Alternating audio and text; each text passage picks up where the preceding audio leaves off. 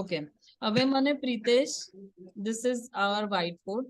હવે મને એવું કે 12th વાળા સૌથી પહેલા આપણી પાસે કોઈ પણ સ્ટુડન્ટ આવે, બરાબર, તો એની અંદર બોર્ડ્સ હોય છે, સીબીએસસી બોર્ડ, આઈસીએસસી બોર્ડ, ઠીક છે, ઇન્ટરનેશનલ બોર્ડ અને આપણા કોઈ પણ સ્ટેટ બોર્ડ, બરાબર, અને એક હોય છે એનઆઈયુએસ બોર્ડ. તો આમાંથી કયા બોર્ડ ચાલે ને કયા બોર્ડ્સ ના ચાલે? એનઆઈઓએસ સિવાયના બધા NIOS બોર્ડ નહીં ચાલે. Okay, so NIOS not acceptable. તો NIOS કે NWAC બોર્ડ નહીં ચાલે. તો એવા કોઈ પણ કેસ આપણે આવે તો ઓસ્ટ્રેલિયા આપણાથી નહીં કરાય, રાઈટ? ચલો, હવે સીબીએસસી, આઈસીએસસી, આઈબી બોર્ડ કે સ્ટેટ બોર્ડ, એમાં પાસિંગ યર કયું હોવું જોઈએ સ્ટુડન્ટ નું તો કેસ લેવાય? 22 જે યરમાં પાસ થયા હોય એના પછીના વર્ષના કોઈ બી ઇન્ટેક માટે આપણે પ્રોસેસ કરીશું, કોઈ વાંધો નહીં આવે. ઓકે, તો સપોઝ આપણે અત્યારે 22 હોય તો એ સ્ટુડન્ટ નું આપણાથી ફેબ્રુઆરી, જુલાઈ અને નવેમ્બર ઓક્ટોબર નવેમ્બર સપોઝ એ ફેબ્રુઆરી 24 કરશે તો આ 22 તો ગેપ જસ્ટિફિકેશન માંગશે. ચાલે? એ ગેપ જસ્ટિફિકેશન માંગશે કે શું એક્ટિવિટીઝ રહી છે એટલા ડ્યુરેશનમાં અપાર્ટ ફ્રોમ આઈએલટીએસ. તો આઈએલટીએસ સિવાય તો શું જસ્ટિફિકેશન સ્ટુડન્ટ આપી શકે? કોઈ અમુક કમ્પ્યુટરનો અમુકના કોર્સ કેસમાં કર્યો હોય એવું ચાલે? હું ટ્રાય કરી શકું, પણ મોસ્ટ કેસ મને છે અમુક લોકોનું કેવું કે એડમિશનની પ્રોસેસ ઇન્ડિયામાં ચાલુ કરી હોય કે ભાઈ ચલો એનરોલ થયા છે, આવું કંઈક ડેટા મને જોઈશે. ઓકે, એટલે ઇન શોર્ટ પાસિંગ યર આપણે જે છે એ લેટેસ્ટ જ લેવાનું. એટલે અત્યારે આપણે સપોઝ કેસ લઈએ છે ફેબ્રુઆરી 24 માં કે જુલાઈ 24 નો કે નવેમ્બર 24 માટે, તો પાસિંગ યર હોવું જોઈએ 23. અને સપોઝ તમે નવેમ્બર 23 નો કેસ લેતા હો તો પાસિંગ યર 22 ચાલશે, કરેક્ટ? ઓકે, હવે પર્સન્ટેજ પ્રિતેશ તે લખેલા છે સેક્શન 1, સેક્શન 2, સેક્શન 3 પ્રમાણે. તો એક્ઝેક્ટલી સીબીએસસી, આઈસીએસસી વાળાને કેટલા પર્સન્ટેજ જોઈએ ને સ્ટેટ બોર્ડ વાળાને કેટલા જોઈશે? તો ડિપ્લોમા પાથવે જેમાં આપણે કરીએ છીએ, ફાઉન્ડેશન તો આપણે યુઝ્યુઅલી નહીં એન્કરેજ કરતા, પણ ડિપ્લોમા પાથવેમાંથી સીબીએસસી તું મને અને પહેલા ડાયરેક્ટ એન્ટ્રી નું કહી દે. ડાયરેક્ટ એન્ટ્રીમાં 65% એના 65% સ્ટેટ બોર્ડ ના બધામાં 65% એના બહુ જોઈએ. બધામાં હવે છે. આમાં બી પાછું કેવું છે કે યુનિવર્સિટીનું રેન્કિંગ ઉપર જશે ને, લેટ્સ સે આરએમઆઈટી છે કે અમુક ટોપ રેન્ક, એની અંદર રિક્વાયરમેન્ટ થોડી વધારે હશે. તો લાઈક 70% છે, 75 છે. Again case two case base પર યુનિવર્સિટી અને એમના પ્રોગ્રામ વાઇઝ ઉપર નીચે હશે, પણ આ જનરલાઇઝ ઇન્ફોર્મેશન છે. સપોઝ જીએડ છે તો 80% ઉપર કેસ લેવાનો, હા, બરાબર. યુટીએસ છે, પછી પછી મુંબઈ આરએમઆઈટી છે, યુનિવર્સિટી હોય, ડિકિન, લેટ્રોબ, આરએમઆઈટી, એ બધામાં 65 પ્લસ. યુટીએસ એ બધામાં 65%. અને સીક્યુયુ કેટલા પર્સન્ટેજ પર લેશે એડમિશન? 60 પ્લસ હશે તો ચાલશે. એટલે ઇન શોર્ટ 60% હશે તો ડાયરેક્ટ બેચલરમાં એડમિશન મળશે. અને 60% નહીં હોય તો પછી આપણે ડાયરેક્ટ એન્ટ્રી માટે 60%. અને પાથવે ડિપ્લોમા માટે ટુ ડિગ્રી 55 to 60% માટે ડી2ડી થશે. 55%. સપોઝ કોઈ સ્ટુડન્ટના 50% કે 52% છે તો એ કેસમાં અગર સીબીએસઈ બોર્ડ છે ને તો બી ડિપ્લોમા પાથવે થશે, પણ ગુજરાત સ્ટેટ બોર્ડમાં ડિપ્લોમા પાથવે નહીં થાય, પછી ફાઉન્ડેશન. Okay, fine. ચલો, હવે એક બીજો ડિફરન્સ તું મને સમજાઈ દે અહીંયા. આ અમારું ક્લિયર છે. ઓકે, હવે સપોઝ આપણી પાસે એવા સ્ટુડન્ટ આવે જ છે, હવે વધારે આવતા થઈ ગયા છે કે જે લોકો પાથવેમાં જાય છે. તો ડિપ્લોમા અને ફાઉન્ડેશનમાં ફરક શું છે?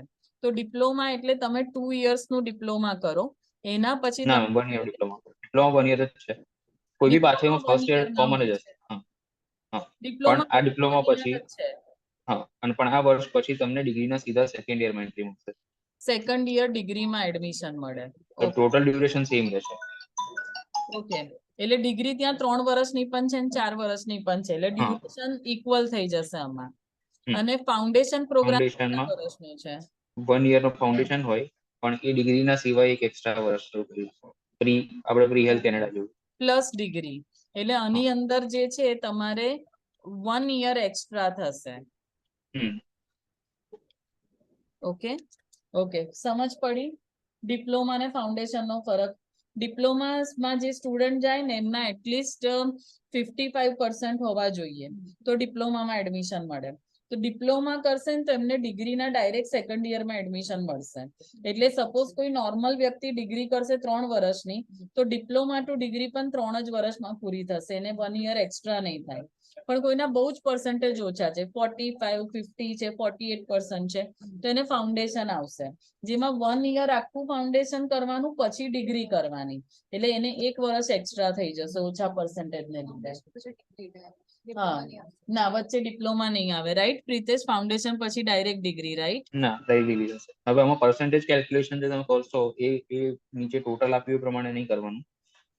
फिजिक्स केमिस्ट्री मैथ्स और बायोलॉजी से बेस्ट ऑफ 4 થશે. That means English, physics, chemistry, biology और મેથ્સ જે હોય 4 સબ્જેક્ટ નું ટોટલ ડિવાઇડ બાય 4. આ જે આંકડો થાય એ તમારા પર્સન્ટેજ થાય. આમાં પ્રેક્ટિકલ્સ ઇન્ક્લુડ નહીં થાય. પ્રેક્ટિકલ ઇન્ક્લુડ નહીં કરવાના. ના. ઓકે, અને કયા સબ્જેક્ટ બી નહીં સબ્જેક્ટ્સ મને ગણવાના. કે English, physics, chemistry, maths, maths और बायोलॉजी મેથ્સ ઓર બાયોલોજી. આના જ અને ટોટલ જોવાના, થિયરી ડિવાઇડેડ અને બાય 4. આના only theory જોવાના, આમાં નો પ્રેક્ટિકલ્સ. પણ અને સીબીએસઈ એ માં કેવું હોય છે કે percentage count સીબીએસઈ માં અને સીબીએસઈ માં કેવું છે કે 70-30 હોય. 70% થિયરી હોય અને 30% પ્રેક્ટિકલ હોય. એ કેસમાં 100% જ લે છે એ લોકો ટોટલ માંથી. બરાબર. પણ આપણા સ્ટેટ બોર્ડ ની અંદર એવું નહીં જોવાનું. મેઇન સ્ટેટ સ્ટેટ બોર્ડમાં કેવું છે કે થિયરી જોવાની. માર્કશીટમાં 2 અલગ અલગ લખીને આપે છે એ લોકો. પ્રેક્ટિકલના અલગ માર્ક્સ હોય છે, થિયરીના અલગ હોય છે. સીબીએસઈ માં તો તમને ટોટલ જ આપે બરાબર. એ રીતે. એટલે સીબીએસઈ નું ટોટલ ગણવાનું અને સ્ટેટ બોર્ડ હોય તો ખાલી થિયરી ખાલી ગણવાની. થિયરી.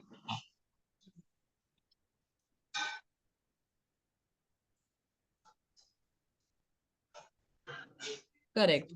અને આ પર્સન્ટેજ અગર તમારા 60 હોય તો તમે ડિગ્રીમાં જાઓ, એ અગર 55 હોય તો પાથવે ડિપ્લોમામાં જાઓ, અને 55 થી 45 ની વચ્ચે છે તો પછી તમે ફાઉન્ડેશન પ્લસ ડિગ્રી કરશો. રાઈટ પ્રિતેશ? હા. બરાબર સમજી ને હું? હા, બરાબર. ઓકે, ચલો આ ક્લિયર થઈ ગયું. ઓકે, હવે આની અંદર સિમ્પલ વસ્તુ તમારે જોવાનું શું રહેશે 12th વાળા કેસમાં? એક તો સ્ટુડન્ટ નું બોર્ડ કયું છે, બરાબર? સ્ટેટ બોર્ડ, સીબીએસઈ બધું ચાલશે, એનઆઈઓએસ બોર્ડ નહીં ચાલે. તો આપણે પહેલું આમાં બોર્ડ જોઈ લેવાનું. સેકન્ડ યર એનું જોઈ લેવાનું કે પાસિંગ યર કયું છે. તો પાસિંગ યર સિમ્પલી 2023 હોય તો કેસ લેવાનો, અને 22 હોય તો આ નવેમ્બર સુધી લેવાશે, જુલાઈ નવેમ્બર લેવાનું. પછી ફેબ્રુઆરી થતું હોય તો 23. ઓકે, કોઈ એવું કે મેં 12th 5 વર્ષ પહેલા પાસ કર્યું પણ પછી હું જોબ કરતો તો ને અકાઉન્ટમાં સેલરી છે, તો ચાલે પ્રિતેશ? સેલરી અકાઉન્ટમાં હશે તો હું કરીશ. બધી યુનિવર્સિટીઝ નહીં લે, બટ કરી છે. ઓકે, ચલો. અને ગેપ અગર એમનો હોય 3-4 વર્ષનો પણ જોબ કરતા હોય ને અકાઉન્ટમાં સેલરી હોય તો કેસ લઈશું, નહીં તો નહીં લઈએ. ઓકે, અને પછી એ લોકોના જોઈ લેવાના પર્સન્ટેજ. પર્સન્ટેજમાં ડાયરેક્ટ એન્ટ્રી માટે 60%, અગર ડિપ્લોમા લે છે તો 55%, અને ફાઉન્ડેશન પ્રોગ્રામમાં જવું છે તો 45% ની ઉપર. ઓકે, અને આમાં માર્ક્સ કઈ રીતે જોવાના? ઇંગ્લિશ, ફિઝિક્સ, કેમિસ્ટ્રી, મેથ્સ, બીજા કોઈના માર્ક્સ નહીં. મેથ્સ કાં તો બાયોલોજી, મેઇન સબ્જેક્ટ્સના માર્ક્સ જોવાના. અને ગુજરાત બોર્ડ હોય તો ખાલી થિયરીના જોવાના, સીબીએસઈ બોર્ડ હોય તો બંને ચાલશે. ઓકે, આ રીતે પર્સન્ટેજ કેલ્ક્યુલેટ કરવાનું. તો આ થયો તમારો પહેલો પ્રોફાઇલ, જે છે 12th વાળો પ્રોફાઇલ. ક્લિયર? પ્રોફાઇલ કઈ રીતે ઇવેલ્યુએટ કરવાનો? ઓસ્ટ્રેલિયામાં છે ને એક જ વસ્તુ મેઇન છે, પહેલા પ્રોફાઇલ જુઓ, એલિજિબલ છે તો જ રામાયણ કરવાની, નહીં તો રામાયણ નહીં કરવાની. ઓકે, સો પ્રિતેશ હવે મને બીજો કેસ એવો કે ધીસ ઇઝ ક્લિયર. નાઉ બીજો કેસ આપણી પાસે આવે છે 10+3 ડિપ્લોમા વાળા સ્ટુડન્ટ. આમાં શું ધ્યાન રાખવાનું? આમાં સૌથી 10+3 પહેલા પાસિંગ યર ડિપ્લોમામાં ની છે ને, કોઈ પાસિંગ યર તો એનું કન્સર્ન નથી, પણ છે ને કે 10+3 ડિપ્લોમાનો ઓપ્શન્સ બહુ ઓછા હશે. મોસ્ટ યુનિવર્સિટીઝ ઇન્ડિયાનું ડિપ્લોમા રેકગ્નાઇઝ નહીં કરતું ઓસ્ટ્રેલિયામાં, કેમ કે એ લોકો એવું કહે છે કે આપણા જે ડિપ્લોમામાં જે સબ્જેક્ટ્સ આવે છે ને એ બધા ડિગ્રીમાં ત્યાં કરાવે છે. તો એમના માટે એ વસ્તુ જીટીના રૂલ્સના અગેન્સ્ટ જતું રહે છે કે સ્ટુડન્ટ 4 વર્ષનો ખર્ચો કેમ ફરી કરશે. તો આમાં કરવું હોય ને તો થોડી મહેનત કરીને સ્ટુડન્ટને કહેવું પડે કે આપણે ક્રેડિટ ટ્રાન્સફર માટે અપ્લાય કરીને ટ્રાય કરવું હોય તો કરાય, પણ એનો આઉટકમ શું હશે આપણને ખબર નહીં હોય. આ લોકો છે ને ડિપ્લોમા અને આપણું ડિપ્લોમા એમનું ડિગ્રી સરખું જ છે એવું છે. ઓકે, પહેલા તો મને એવું કે આ 10+3 ડિપ્લોમા વાળા સ્ટુડન્ટ છે, એ લોકોનું આપણે સૌથી પહેલા બેચલર્સ ડિગ્રીમાં જ અપ્લાય કરી શકીએ. એ લોકો માટે આ ફાઉન્ડેશન નું ઓપ્શન નથી. એ લોકો માટે આ ડિપ્લોમા પાથવે પ્રોગ્રામનું ઓપ્શન નથી, બરાબર? કારણ કે સેમ ડિપ્લોમા પછી તમે ડિપ્લોમા નહીં કરી શકો, સેમ ડિપ્લોમા પછી તમે ફાઉન્ડેશન નહીં કરી શકો. તો 10+3 ડિપ્લોમા વાળા ખાલી ડિગ્રીમાં જ જઈ શકે, રાઈટ? હવે આની અંદર પણ એમના પાસિંગ યર જોવાનું કે કયું છે. જો પાસિંગ યર બહુ મોડું હોય તો એ લોકોનું પેલું એ જોઈશે આપણને, ગેપ જસ્ટિફિકેશન. અને આ સ્ટુડન્ટનું બેકલોગ વધારે અગર છે, અમુક જ યુનિવર્સિટી એડમિશન આપશે, રાઈટ? એટલે આ કેસમાં ખાસ જોવાનું કે બેકલોગ્સ વગેરે ક્યાં છે, રાઈટ? ઓકે પ્રિતેશ, તું એવું કે છે કે આ 10+3 ડિપ્લોમા વાળાને બધા ડિગ્રીમાં એડમિશન નથી આપતા, એવું બધી ડિગ્રી નહીં આપે. હમણાં એક કેસ આપણે સીક્યુ નો કર્યો જેમાં સીઓઈ આવ્યો છે, ફાઇલ પણ બાકી છે. તો બીકોઝ આ સીક્યુ આપણી જો ડાયરેક્ટ છે એટલે જ આપણે અપ્લાય કરી શકીએ, પણ અમુક યુનિવર્સિટી જે આપણે કેસી થ્રુ કર્યો, પાર્ટનર થ્રુ કરીએ છીએ, એ લોકોને ઓલરેડી એ યુનિવર્સિટી વાળાએ ટ્રેનિંગ આપેલી હોય અને એ લોકોએ કીધેલું બી છે કે ડિપ્લોમા ના સ્ટુડન્ટ્સ ડિગ્રીમાં ડાયરેક્ટલી બહુ બધી યુનિવર્સિટી નહીં આપતી. હવે કોઈ સ્પેસિફિક લિસ્ટ નથી. ઓકે, તું મને કોઈ નામ આપી શકે કે કઈ કઈ યુનિવર્સિટી આપી શકે? જેમ કે લેટ્રોપ છે, ગ્રિફિથ છે, સીક્યુયુ છે, બધી આપશે? સીક્યુ થશે, ગ્રિફિથ થશે, પછી વેસ્ટર્ન સિડની થશે, યુનિવર્સિટી ઓફ સધર્ન ક્વીન્સલેન્ડ થશે. ના, વેસ્ટર્ન સિડની તો હવે ઇન્ડિયા માટે હા, નથી. એટલે એ લોકો એક ઇન્ટેક માટે ખાલી બ્રેક મૂક્યો છે, જે એના આઉટકમ નેક્સ્ટ ટર્મ પછી. ઓકે, ગ્રિફિથ છે, સીક્યુયુ છે, પછી ક્યુયુટી કરી શકાય, રાઈટ? યુએસક્યુ માં ટ્રાય કરાય. કઈ university? University of southern Queensland, USQ. USQ. Okay, આ બધી યુનિવર્સિટી ડિપ્લોમા વાળા સ્ટુડન્ટને આપવાની, ડિપ્લોમા ટુ ડિગ્રી વાળાને. ક્લિયર? ઓકે, હવે ચલો, હવે નેક્સ્ટ આપણી પાસે કેસ છે કે કોઈ સ્ટુડન્ટ આપણી પાસે આવ્યું બેચલર ડિગ્રી કે માસ્ટર્સ ડિગ્રી કરીને. ઓકે, હવે પ્રિતેશ આની અંદર સૌથી પહેલા પાસિંગ યર પૂછી લેવાનું. જો પાસિંગ યરમાં ગેપ હોય તો ગેપ જસ્ટિફિકેશન જરૂરી છે. જસ્ટિફિકેશન ની અંદર કમ્પલસરી સ્ટુડન્ટ વર્કિંગ હોવો જોઈએ અને એના અકાઉન્ટમાં સેલરી જમા થતી હોવી જોઈએ. અને અકાઉન્ટના સેલરી જે છે છેલ્લા 6 મહિનાની જોઈશે. મિનિમમ 6 મહિના. એ ડિપેન્ડ કરે કેટલા ટાઈમથી કામ કરે છે. એક વર્ષથી જોબ કરે તો 6 મહિના ચાલશે, પણ એક વર્ષથી વધારે છે તો કે કેસમાં એ લોકો એક વર્ષનું સ્ટે. એટલે એક વર્ષથી જોબ કરે તો 6 મહિનાની સેલરી સ્લીપ, અને 5 વર્ષથી જોબ કરતા હોય તો છેલ્લા છેલ્લા એક વર્ષની વર્ષ. Salary slip. ઓકે, તો 1 યરની સેલરી માંગશે. હવે આની અંદર પર્સન્ટેજની રિક્વાયરમેન્ટમાં કેટલા 50% ચાલે પ્રિતેશ કે ના 60% જોઈશે? સેક્શન 1 યુનિવર્સિટીઝ અને સેક્શન 2 માં 55% પ્લસ ચાલશે, સેક્શન 3 માં 60% મિનિમમ જોઈશે. એટલે 55% ઇન શોર્ટ ચાલી જાય, લોઅરમાં લોઅર, રાઈટ? ઓકે, આમાં બેકલોગ્સમાં એવું કોઈ છે કે બેકલોગ્સ વધારે હશે, સપોઝ 10 ની ઉપર બેકલોગ છે તો કોણ એક્સેપ્ટ કરશે? બધા એક્સેપ્ટ કરશે? 10 ની ઉપર સીક્યુ, ગ્રિફિથ, વેસ્ટર્ન સિડની વગર કરશે તારે એ કરશે, યુએસક્યુ છે, આટલામાં ટ્રાય કરાય 10 થી વધારે. 10 થી વધારે હોય તો સીક્યુયુ, ગ્રિફિથ અને યુએસક્યુ માં ટાર્ગેટ કરવાનું, અને બાકીની યુનિવર્સિટીમાં 10 ની નીચે બેકલોગ જ નીચે. જોઈશે, રાઈટ? ઓકે, સો મેઇનલી બેકલોગ વાળા કેસ હોય તો 3 જ યુનિવર્સિટી. સીક્યુયુ આપણો મા બાપ છે, બરાબર? સીક્યુયુ ને જ આખું તમે ગોખી નાખો એમાં શું છે શું નહીં, રાઈટ? મલ્ટિપલ જોબ્સ હોય તો બધી જોબના ઓફર લેટર જોઈશે, રાઈટ પ્રિતેશ?